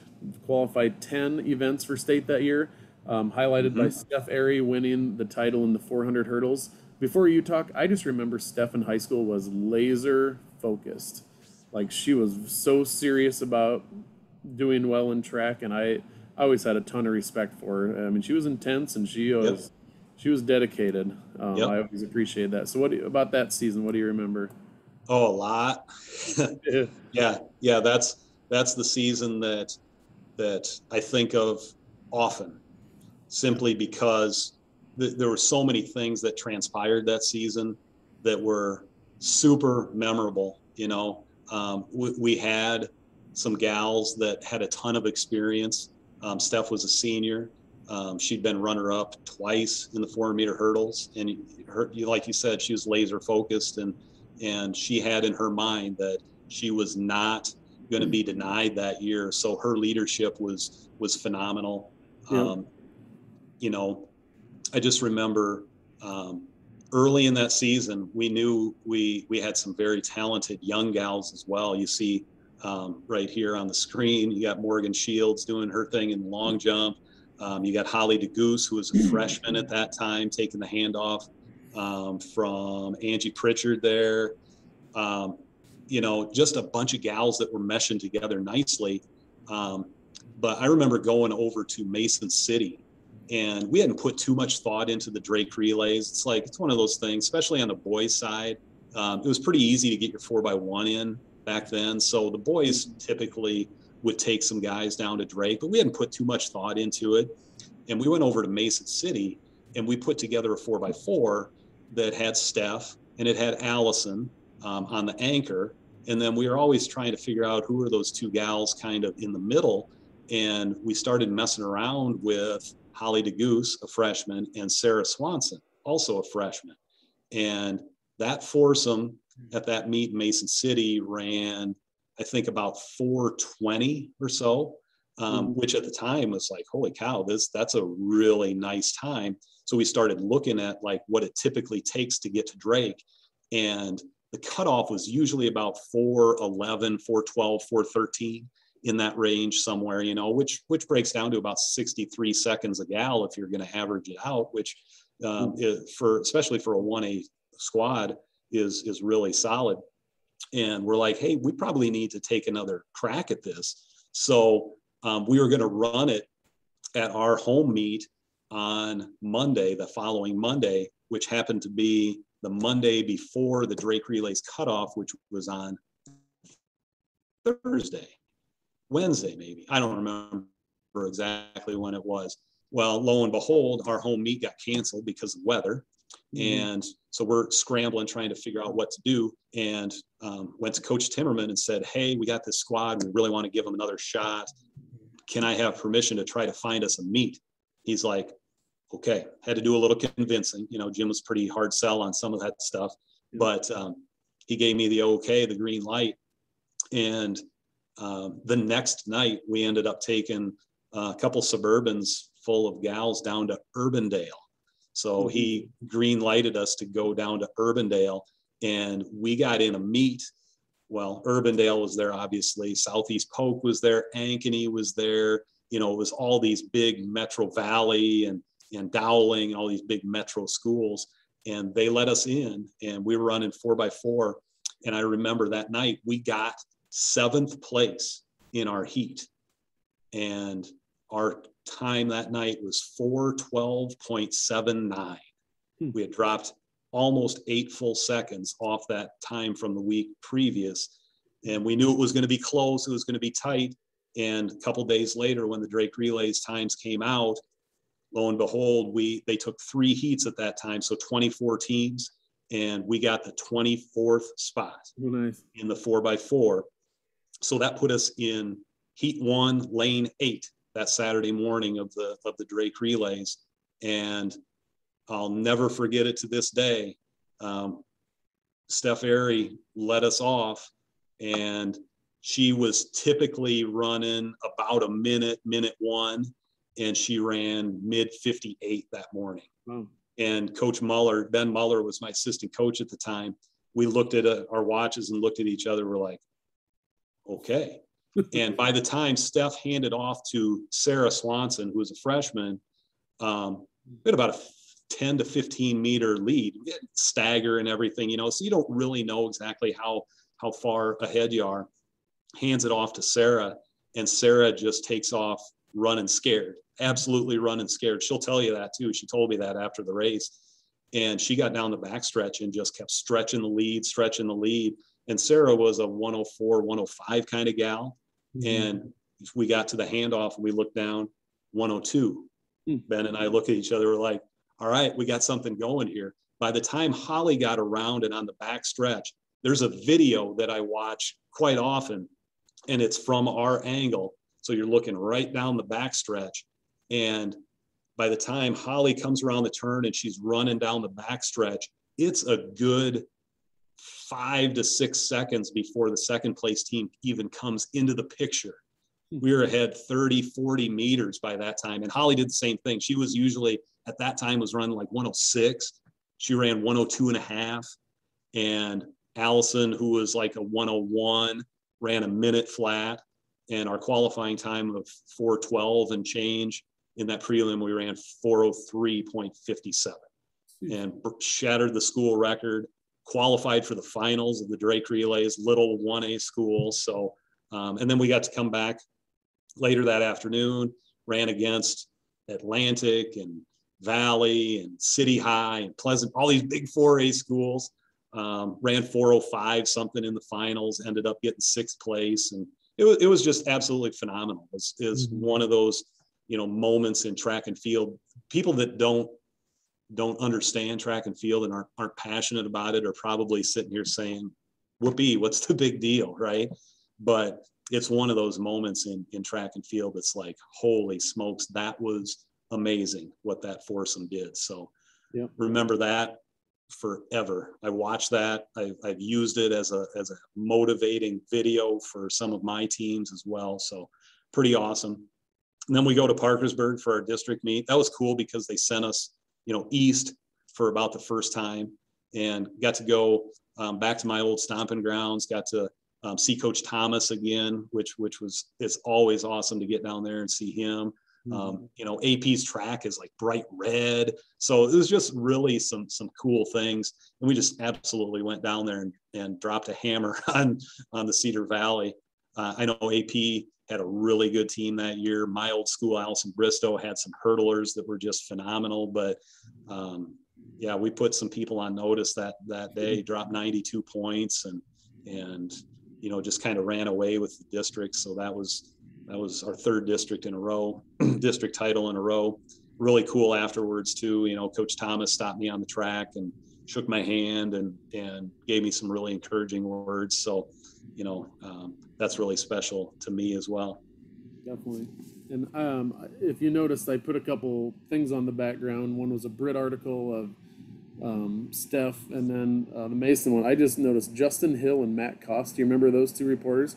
For sure. Fall record book, we were pretty darn blessed with really good sports reporters in the area because they covered stuff really, really well. So that popped in my head. I wanted to point that out here before we moved on. But I didn't have Matt's name in my notes, but I had Justin's name in my notes because he was phenomenal. He really was. He had a passion for journalism, but he also developed a passion for West Hancock athletics, and he understood, I think, what he was seeing, and he wanted to make sure that he was able to portray that for sure. Yeah, definitely. So I'm going to keep trucking along here on some of these scenes, and you can stop and go back anytime you want, but I do want to give Coach Fink plenty of time here at the end. So 2004, you guys were second in the NIC, won another orange banner, district title, regional title, 9th at state, and I think, was it the 4x4 were state champs that year? Yeah, that was pretty awesome. That was a little bit of, I don't know, retribution, if you want to call it, from the year before, because in 2003 we had gone into the 4x4. That's the last event of the meet. I think we were sitting in like 6th or 7th place. We were 8 points out of first place, and we and one other team were the only two teams like in the top 10 that had 4x4s. So we had a shot, and we ended up 4th in that race, and ended up tying for 4th in 03, So in 04, we were able to come back and win that 4x4 with some different gals in there, but, a couple of our seniors that really carried us, And yeah, that was a pretty memorable season as well. Yep, I'll point out those 4x4 state champs. You had Sarah Everett, Angie Pritchard, Amber Halick, and Allison Siegrist. You had a good mix there of. Yeah, really nice mix. Sarah came in as a freshman and was super talented, you know, and then Pritch and Halick and Allison had all been around. They were seasoned veterans by then, you know, so that was awesome. I actually just uploaded some of those videos to YouTube a couple weeks ago. When I was starting my prep for this, I found them and I mentioned these gals on Facebook, and Amber Halick wanted me to upload some. So I did that and had a chance to go back through them. It was pretty cool. Nice. Yep. 05, my senior year. Yep. Third at the NICs. You got second at districts. Got some events down to state. 06. You guys won another district title despite only being fourth in the conference. That kind of floored me a little bit. There'd be years you'd be third or fourth in the conference, but fourth at state, or you'd win the district title and be that conference title. 2007. Oh, sorry, go ahead. No, I was just going to say, I think that says a lot about the North Iowa Conference. You know, there were years where we'd be pretty talented, but you'd get to the conference meet and you'd run into Osage and you'd run into Forest City and you'd run into Lake Mills, and it seemed like and then you'd throw Garner in there every once in a while. And it just seemed like every year there was a buzzsaw that we would run into at NIC. So the district, you know, ultimately kind of became kind of our goal each year. And I'll shout out North Iowa's coach, John Potter. I know him pretty well. Oh yeah. I call him the point stealer in track. His teams, you know, he just didn't have the numbers to like go win a conference title, but he always had good kids, good athletes. And I always thought he stole points from teams that maybe were trying to get that. For sure. And I'll tell you, if you're going to win a conference title, the team that wins a conference title benefits from that. They need point stealers. You know, you don't want them stealing your points, but if they can sneak up and steal some points from Forest City and steal some points from Lake Mills or Osage, that's what we need. And that's kind of what happened in 07. Yep. 07. Yeah. You finally won that North Iowa Conference title, won another district title, and 20th at state with 10 events making it to Des Moines. When I was doing this research, I'm like, man, I can't remember officially, but I'm like, are they going to get that conference title one of these years? He really did. So, yeah. And then 2008 was your last season as a head coach before you left for Waverly. Third at conference, second at districts, made it down to state in 5 events, placed in a couple of those. Just kind of in a nutshell here, what kind of your takeaways from being the track coach at Britt? Well, you know, as I mentioned before, when you're just getting started, when you're young, you don't really have a sense of how special it really is. But by the time I got into these last few seasons, you know, especially 07 with the conference title, and then in 08 being my last, you really start to appreciate, you know, the kids that you're able to work with, the adults, the coaches, all those things, and just the nuance and the intricacies that it takes to win a North Iowa Conference title. You know, we had kids that came out of the woodwork that day that helped us win a conference title that just, it was such a special time. You know, we were able to steal, and I don't want to say steal, but in order to win a meet like that, you have to, like, we call it double pointing. You have to double score in your open events. And we usually didn't do that. It wasn't a focus of ours. We were focused on relays. But when we had an opportunity, we're like, yeah, we probably should try to do this, you know? So we double pointed in discus that day with Molly and Keeley, and we double pointed in the distance stuff with Lori and Mel, and Sarah Johnson was a freshman 400 that just came in and was a hammer. So it was pretty cool. I've got my notes. We had 132 points. Lake Mills was second with 123, and North Iowa was third with 91. So they may very well have been the point stealer that we needed that day. Yep. That's for sure. So pretty cool. And it was cool because it was at home. We did that in Britt. The boys were also conference champs that day. And then a few days later, we also hosted the district, and we won the district, and the boys won the district. So it was a week that was pretty special there. There were t-shirts. I don't know if you can see the one back here, if it's visible or not, but it was a double sweep t-shirt for the boys and the girls. So Yep. that was pretty cool. Boys went on to win a state championship as well. Correct. Yep. They got that done a couple years in a row as well. Pretty good group. So yeah, great groups. Yep. I added up the numbers here. As an assistant and a head coach, you won 31 meets, won an NIC title.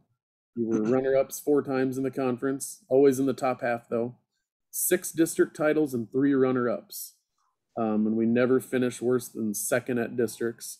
You had 76 state qualifying events, 27 of those placed. And these, I could be off a little bit here and there. Like I said, going off of yearbooks and stuff like that, you would probably know better than I would. 2 event state champs. You guys scored 116 points at state. So you kind of questioned why'd I pick you to be on here. I'd say you're pretty high up there when it comes to track accolades at Britt. So, and then just for fun, I added up head basketball, head softball, assistant football, assistant and head girls track. You won 193 games or meets, 10 district titles, 7 runner-ups in districts. So I'd say you weren't too bad. So just wanted to, that's the nerd in me coming out. I like to. Well, I appreciate that, Dan, but I will, you got to just deflect and say, man, how fortunate was I to, be an assistant, be in a system that supported our kids, supported me, to be able to, be supported by assistant coaches and a community. It just all came together. And that decade that my family and I spent in Britt and West Hancock is so special, and it's so memorable. And there's been more than one occasion I said, man, why did we leave that place? But it's been no regrets. It's been a good move for us, but we've absolutely loved our time in Britt at West Hancock. Yep, definitely. And there was one guy we want to highlight tonight that you were with in Britt and you were with at Waverly, and that's Coach Dave Fink. Like I said, he was one of my coaches as well. He was my freshman basketball coach. I just want to tell the story of, I think he kind of got roped into it. Like he got asked, like, hey, we need a freshman coach. Will you do it? And he goes, I don't know. I've never coached basketball. He asked us, do you guys want to have a little basket in the corner of the gym to practice, or do you want to practice at 6 a.m. and have the whole gym? And we liked basketball. We said, we'll practice in the morning. We'd get there at 6 o'clock, 5:45 in the morning with him. And he was like, fellas, I don't know a ton about basketball, but I know if you're in shape and you play good defense, you're going to have a chance.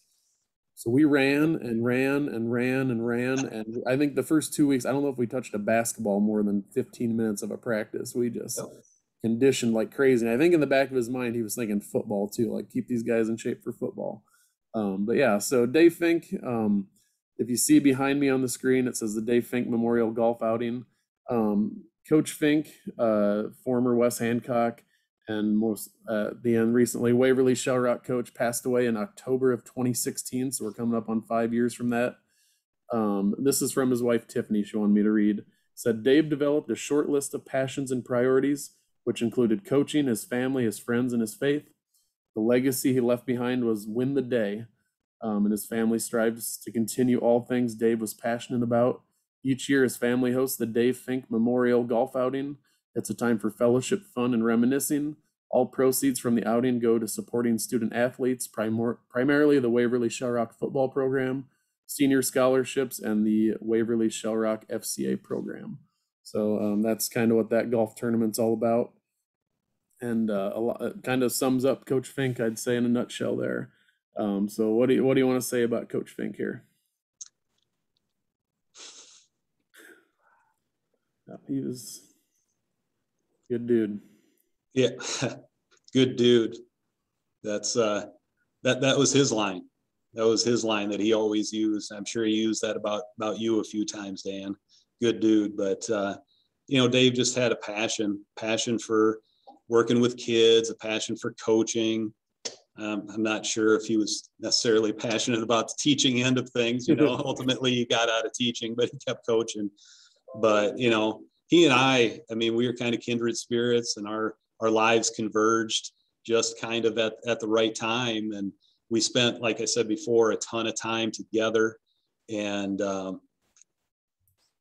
I just feel fortunate to have spent those years on the football field with him and on the fence at the track meets and the softball games. But I just feel even more fortunate to have spent time with Dave and to get to know him and be part of his story. And he's obviously part of my story as well. The friendship that we developed was strong. And, as luck would have it, after he and Tiff moved their family to Waverly, within, a year and a half, our family ended up in Waverly as well. So our lives converged again. And about a year later, we were able to reconnect, coaching football together. He was an assistant coach and I was the director of football operations for Waverly Shell Rock up through 2014, I think, was maybe my last season. And,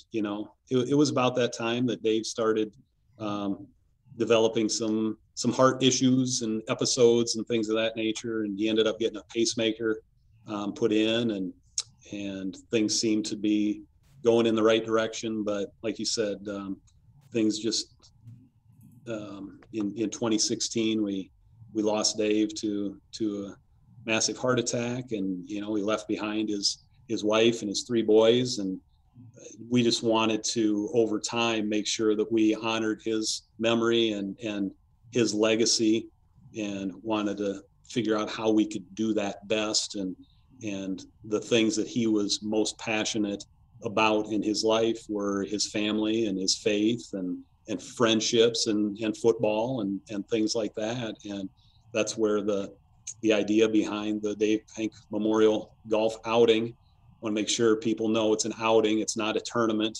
We learned our lesson the first year on that. We had some folks show up and wanted to know where to turn in their scorecard and where the prizes and the flights and all that stuff. We're like, oh, no. This isn't a tournament. This is just an outing. And it's all about, raising funds to support Dave's passions and trying to continue his legacy. So, the legacy of leadership, but also faith development. And he was just becoming like super impactful with the WSR community and the Fellowship of Christian Athletes. So you can see the information on the screen back there in terms of the outing itself. But, it was pretty devastating, obviously, when we lost Dave, for the community, and absolutely, tragic and heartbreaking for the family. But, unfortunately, we tend to not recognize that impact until it's too late, until people are gone. But it became clear that we wanted to make sure that we honored that legacy. So that's what the outing's all about. And the funding that's been generated over the last 4 years has gone to provide scholarships for 23 different WSR graduates, all that emulated leadership, and many of them were involved in the FCA at WSR. Money has gone to youth programming with the youth football program and other faith development efforts as well. So that's what we're trying to do. We're trying to promote that legacy, and we'd love to have some golf teams from the West Hancock area come down and pick up the sticks. And we usually have 1 or 2, but we'd love to invite folks to come down. And it's always a great time and obviously a great cause. Yep. And one of these years I'm going to get there. That day is actually my birthday, and my wife has some stuff planned for my 35th.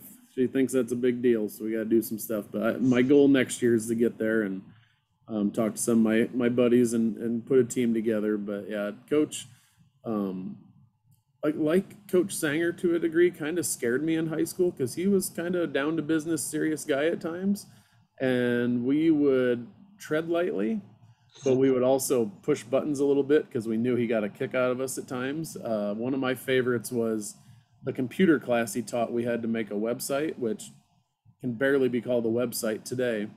But he told us it has to be about a historical significant event. And I chose the disappearance of Jody Husentrut and made an entire website on it. And he looked at my computer and then turned and stared at me and gave me the weirdest, are you kidding me look that I'd ever, like, it was almost tame compared to what I said with Coach Sanger earlier. He just glared at me for about a minute straight, and I was Right. trying to find a corner to hide in. But he was that type of guy. But at the same time, I remember he cared so much about, like, a JV football game. Up in Forest City, we were gonna score on the last play, and the refs messed up the clock, I think on purpose, to like get the clock running out so the game would be over. And I remember him slamming his hat down, walking up to the refs. He stood up for us, and I remember Right. after the game, he goes, "You guys should have had a chance to win that game." Just doesn't seem significant maybe to some people, but to me that was just like he cares. I mean, he thought, I think, a lot of us, and we thought a lot of him as well. And that day I found out he passed, that was a tough day. And yeah, I can't imagine what you went through at that time, because that was a tough loss to go through. But yeah, so yeah, I'm proud to promote this golf outing, not tournament. And Tiffany's been great. When I was doing the football record book, she gave some money to the project. Didn't even want a book, but she messaged me and said West Hancock meant a lot to Dave, and she wanted to give back. And then I asked her if she wanted to kind of team up with you and me to do this episode tonight, and she was more than happy to, and I was more than happy to promote this and help remember Coach Fink 5 years later. So, Yeah, like you said, we gotta take care of and care for our people while they're around, Right and on. not just wait till it's too late and we don't get to see them again. So, I think Well that's said, a Dan. great thing to do tonight. So, Well said. yeah. So, yeah. Anything else you want to add here before I do my last little spiel? I'm just going to rattle off some names, if that's okay. Yeah. Because there's some people that I don't need to get into detail, but they were just super supportive of me and my family and the whole experience. And I don't want to miss people, but I don't want to miss out on these folks as well. I think of people like Tom Trolson. Tom was phenomenal. He took pictures and things like that, but he was a great friend and a great support. I think of our custodial crew at the high school: Jerry Christensen, Al Olson, Ed DeWaard, and then later on Dwight Anderson. Those guys, amazing. Did their jobs amazingly well. But great men and great supporters of me as well. I mentioned Peg Eisman before, Mhm. Brenda Hansen as well. Telling you, people, and most people know this, those two ran the school. Yep. And, if you needed something, those were the two that you went to, right? So it was Peggy and it was Hans. And I couldn't have got done what I got done without those two. That's for sure. Peg, I hear Peg and I smile every time I stand in her yard to watch the hobo parade every year. It's what a sweetheart. highlight. So Absolutely. I think of like the coaches that were there that I coached with early on or got to watch and just learn so much from, Robin Drake and like Mark Eisman and Doug Sickles. Those guys were baseball coaches when I was coaching softball. We got to ride the bus together a lot, and just sitting across the aisle from them and listening to them talk and learning. And then obviously the whole crew of football coaches, and Coach Perkins and Coach Timmerman and Coach Benning, Coach Fink, and then the later crew of Gopal and Hagen and Paul Francis and Scott Schrage and those guys. I cannot express how much I care for those guys and how meaningful they were. And I'm just super proud to know that I'm part of their story, and they're certainly part of mine as well. So, yeah. Yep.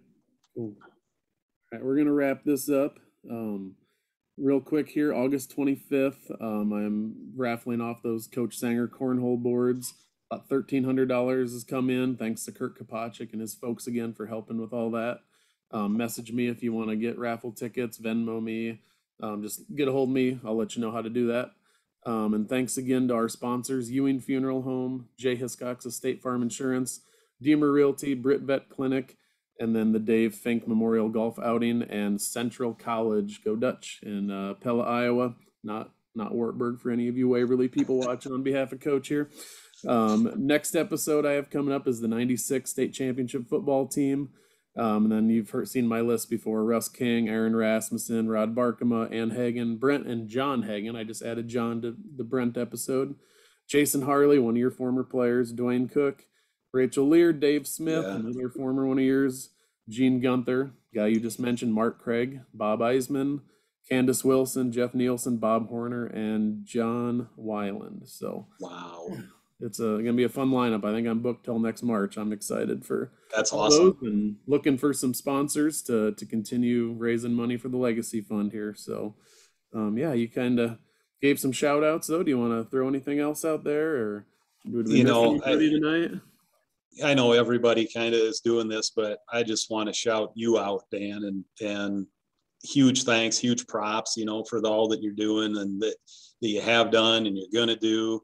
It's obvious to me, and hopefully obvious to everybody else. You've got a huge passion for your hometown, but not just for your hometown. You got a passion for people and for relationships and for history and for legacy and all those things, and like we said, you never really understand the impact or the legacy that a person has until they're gone.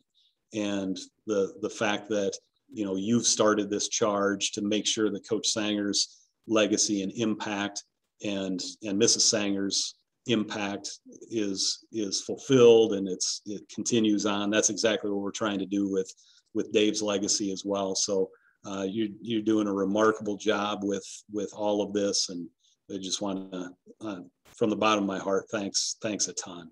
Yep, thank you. I appreciate it. Yeah. All right, we're gonna wrap it up. I always end it with "Go Eagles." Go Eagles. Yeah. Thanks, everybody.